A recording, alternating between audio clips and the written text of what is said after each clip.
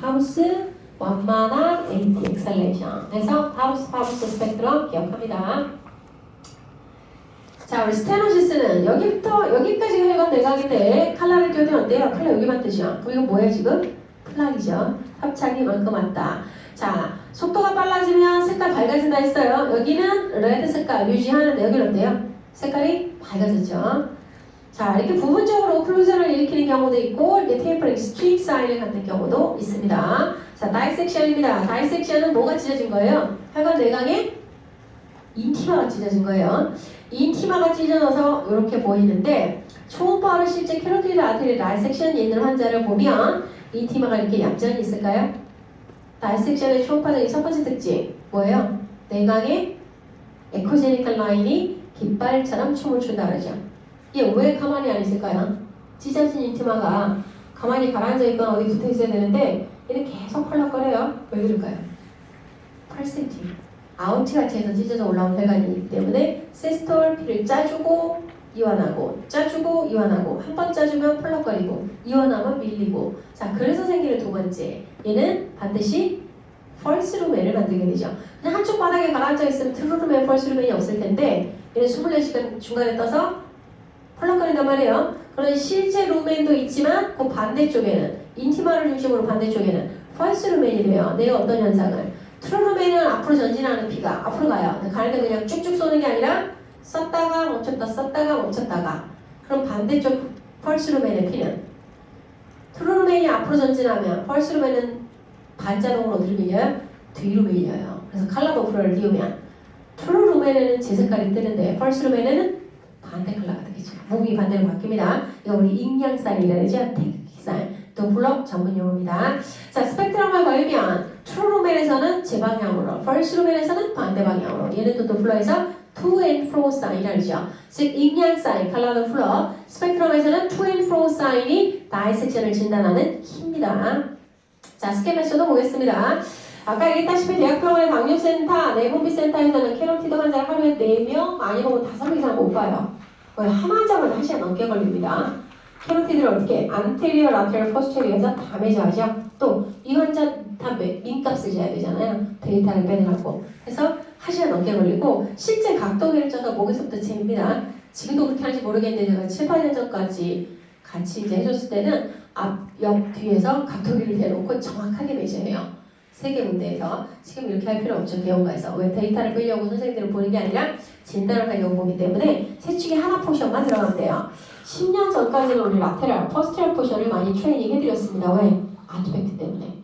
자, 지금은 안테리어 방향으로 들어갑니다. 왜? 장비가 7년 전부터, 10년 전부터 디지털로 다 트레이드 돼서 레졸루션이 좋아졌죠. 안테리어스 들어갔을 때 초음파 영상, 스킨에서 아테리 바로 뜹니다. 포스테리어스 들어가면 스킨과 아테리 사이에 뭐가? 머스를 끼게 돼요. 그래서 얘는 아날로그 장비는 이 포스테리어 방법을 권했던 이유는 리버포레이션 아티팩트를 제거하기 위해서죠. 자, 안테리어스 들어가면 스킨 다음에 바로 캐로티드 안테리어 월, 그 다음에 내각. 얘네들은 임피던스 차이가 큰 관계로 안테리어 월에 부딪힌 초음파 빔은 한 번 왔다 가서 엔딩을 하는 게 아니라 계속 왔다 갔다 해요. 반복 주사. 해서 어떻게 해요? 안테리어 파트 쪽에 항상 힙부연 아트팩트를 만들게 되죠. 이게 플라인지 아트팩트인지. 자, 옛날에 아날로그 장비 이걸 리젝션을 못해요. 그래서 어떻게 합니까? 스킨과 캐로티드 사이에 머스를 끼워 넣어서 완충시킨 거죠. 근데 지금은 장비가 자체적으로 똑똑해져서 리젝션하는 컨트롤도 되고 제가 제너럴 파트에 늘 강조했지만 개인 세팅을 컨트롤해서 바꿀 수 있어요. 인위적으로 개인 낮추고 컨트라스트 올리고. 자, 이제는 스캔하는 방법입니다. 캐로티드는 우리 몸의 종축 방향과 흐르고 있죠. 그래서 우리 넥 부분에 미들 포인트에 트랜스버스로 프로브를 갖다 냅니다. 자, 그럼 사이로이드 옆에 캐로티드는 쉽게 찾아요. 자, 여기서 스타트를 하느냐? 아니죠. 시작은 로우 바이퍼에서 엔딩은 어퍼 바이퍼 슬라이드 한다 그랬죠. 캐로티드를 타겟하면 얘를 영상의 중앙에 놓고 눈은 여기다 캐피, 그 다음에 프로브를 아래쪽으로 클라비클 쪽으로 끌고 내려갑니다. 어디까지? 바이퍼 나올 때까지 내려갈 거예요. 자, 얘 캐로티드죠? 쭉 내려갔는데 만났죠. 얘가 뭐예요? 서브클라벤이에요. 자, 요 아래쪽이 브라키오세팔릭이죠. 브라키오세팔릭이 아웃에서 올라오다가 서브클라비언과 커먼 캐로티드로 갈라진다. 자, 이 로우 바이퍼를 봐야 되는 이유가 뭐예요? 어디든 모든 바이퍼와 벌브는 뭐가 있다? 플락이 고발적이에요. 그래서 아마 50대 이상 연령대 되시는 분들은 바이포케이션은 플락 기본적으로 다 있습니다. 꼭 고혈압 당뇨가 없어도 그래서 체킹을 하셔야 된다. 자, 다시 봅니다. 쭉 내려가서 바이퍼 확인하시고 이제 거꾸로 올라가는 거죠. 다시 어퍼 쪽으로 슬라이딩해서 올라갈 거예요. 자, 일반적으로 이 다이어타가 균일하죠. CCA 1cm입니다. 쭉 올라가면서 360도 원을 보고 내가 두꺼워졌나 플락이 있나 이거 다 아티팩트죠. 쭉 끌고 올라갑니다. 똑똑해지죠. 더 올라가요. 갈라졌죠. 자, 일반적으로 이렇게 갈라져요. 이 트라키아예요. 자, 얘가 얘보다 살짝 앞서 있어요. 지금 안테리어 있고 트라키아 쪽에 있고 얘가 안테로 메디안, 얘가 포스테로 라테랄. 이론상으로 얘가 ICA, 얘가 ECA.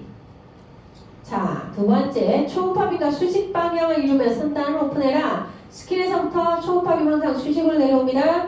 혈관과 만났을 때 수직으로 섹셔닝이 되어야만 인티마가 보여요. 자, 또 양쪽 선단 끝을 오픈하는 얘기는 여기는 열렸는데 여기는 어떻게 됐어요?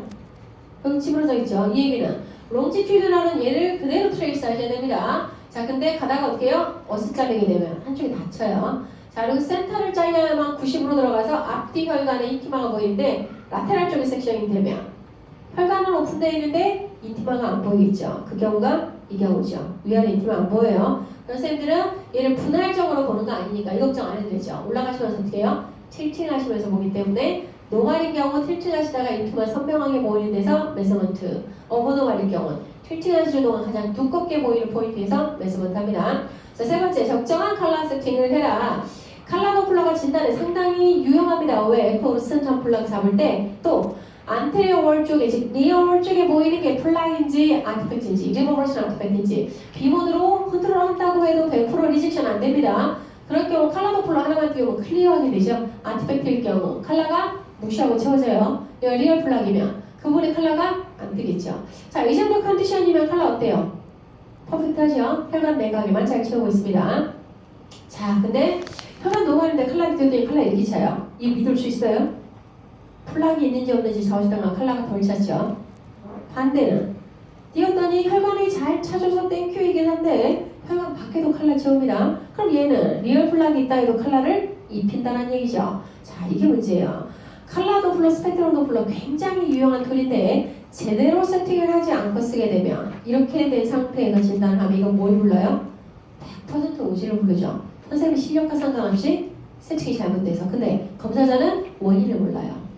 도플러 원리를 모르게 되면 지금 선생님들은 도플러 사용할 때는 수시로 세팅 점검을 하시라는 얘기입니다. 자, 이건 어떤 컨디션이냐? 컬러 도플러의 게인이 적게 세팅된 경우예요. 그럼 얘는 컬러 도플러의 게인이 너무 많이 세팅된 경우입니다. 자, 그럼 얘는 게인을 낮춰서 혈관 내각이 찰 때까지만 줄여주셔야 되고 얘는 게인을 올려서 혈관 내각이 가득 찰 때까지 올려주셔야겠죠. 게인은 수치로 표시하지만 단위가 없어요. 즉 절대값이 아니란 얘기예요. 숫자를 외우지 말란 얘기입니다. 컨디션, 상황, 장비 브랜드에 따라서 수치를 표현을 하지만 단위가 없기 때문에 상대값이에요. 즉 30의 게인이 적당하다, 90이 적당하다 이렇게 알고 계신다는 건 잘못된 거예요. 선생님 눈에 맞춰서 맞추셔야 됩니다. 자, 그 다음에 컬러 컨트 도플러 활용. 자, 이 환자 B모드로 봤는데 인티마 클리어하게 내려가다가 지금 뭔가 두꺼워지죠. 이게 아티팩트일 수도 있고 시크닝일 수도 있고 이럴 때 잘 세팅된 컬러를 띄우면 완전 무시하고 그냥 채워버리죠. 근데 세팅이 잘못되면 알 수가 없다는 얘기예요. 자, 앵글 디펜던시 도대체 어떤 결과를 불러일으키길래 자, 캐로티드 아테리 앵글 60도 키핑해서 픽벨로시티 뺐더니 얼마 나와요? 114. 같은 환자를 제가 인위적으로 앵글만 바꿔 보입니다. 진짜 그런가 하고 앵글이 몇 도로 줬어요? 36도로 확 38도로 확 낮췄습니다. 같은 환자인데 픽벨로시티 어떻게 됐어요? 81로 확 떨어지죠? 이번에는 80도까지 올려봅니다. 80도까지 올렸더니 픽벨로시티 어떻게 나와요? 203. 이 여자 스테노시스잖아요. 속도만 보면. 이런 일이 흔하게 생긴다. 즉 스펙트럼을 걸 때 선생님들은 반드시 뭘 봐요? 화면에 표시되어 있는 앵글이 60도인가 확인을 합니다. 자, 이 경우도 초음파 보면 실제 수직으로 내려옵니다. 자, 근데 이 점선 앵글을 컨트롤해서 이 실선 보이세요? 얘가 RBC의 흐름의 방향을 표시하는 거예요. 그럼 이 실선은 가능한 혈관과 파랄렐하게 위치시킵니다. 자, 내려오는 점선과 실선이 만나는 각도 이게 60도란 얘기예요. 선생님들은 이 점선을 컨트롤해서 앵글을 세우던가 높이던가 60도로 컨트롤하셔야겠죠. 자, 스캔 프로토콜 노말인 경우 반드시 기록에 남겨야 될 거. 우리 트랜스버스로 슬라이딩 하는데 B모드는 기본이고요. 반드시 똑같은 작업을 컬러를 씌워서 또 한 번 한다. 왜? 에코루센트한 플락 때문에 컬러가 가득 차 있는 영상, 노말이라는 걸 내가 어필하는 중이죠. 자, 얘가 만약 플락이 있다면 그 부분에 컬러가 래킹될 거고 그 부분은 스테노시스 프론테이지를 구하셔야겠죠. 자, 노말의 컨디션에서 IMT 매지한 거죠. 어딜 재셔도 상관없습니다. 어브노말은 가장 두꺼운 부위. 자, 바이퍼케이션은 노말이든 어브노말이든 내가 봤다라는 걸 반드시 기록에 남기셔야 되고요. 스펙트럼은 CC에는 필수. 목이 짧던가 길던가 CC에는 꼭 잡아서 밸런스를 빼야 됩니다. IC에는 보인다면 B모드, 컬러모드 보는데 메저먼트는 스트레이트한 경우만 매저를 합니다. 샘플 게이트의 위치는 가능한 바이퍼케이션에서 먼 곳에 거세요. 왜? 바이퍼케이션에 가까울수록 혈류 패턴이 섞여요. IC의 고유 패턴을 못 보이고 CC의 EC의 IC가 다 섞인 패턴을 보이기 때문에 가능한 먼 데서 잡고 ECA 시간이 나면 잡으세요. 자, 스펙트럼 패턴 보니 어때요? ECA는 시스톨 얇고 샤프하고 네로우, 다이아스톨 바닥에 붙어있죠. ICA는 시스톨 부기 굉장히 와이드합니다. 다이아스톨 벨로시티 꽤 속도를 갖고 있습니다. CCA는 셋 중에 제일 진해요. 셋을 섞어놓은 패턴을 갖는다. 자, 우리 검사에서 팁. B모드 횡단 스캔에서 웬만한 큰 병변의 이유는 다 나와요. 사실은 90% 이상 플락인지 스테노시스인지 우리 트랜스버스 할 때 이미 다 나오죠. 자, IMT 최대치 즉 맥시멈 IMT가 혈관장애와 관련이 있습니다. 그래서 가장 두꺼운 부위 기록에 남기십니다. CC는 일반적으로 1cm를 노말로 보는데 검사를 하다 보면 CC에 굉장히 릴라테이션 되어 있는 분들 계세요. 이분들은 에놀루심일 확률이 크고 그와 관련된 심장질환이나 에놀루심에 관련된 검사를 해주셔야겠죠. 에코루센트 플락 B모드상 잘 안 보입니다. 그래서 반드시 컬러를 띄워서 더블 체킹한다. 자, CC는 레프트 라이트를 둘 다 필수로 잽니다. 일반적으로 둘의 차이는 있기는 해요. 근데 레프트 쪽, 라이트 쪽의 핏발의 차이가 엄청 많이 난다. 이 얘기는 반대쪽 페리페럴 마스큘레 문제가 있다는 얘기예요. 그래서 필요한 검사를 추가적으로 해주십시오.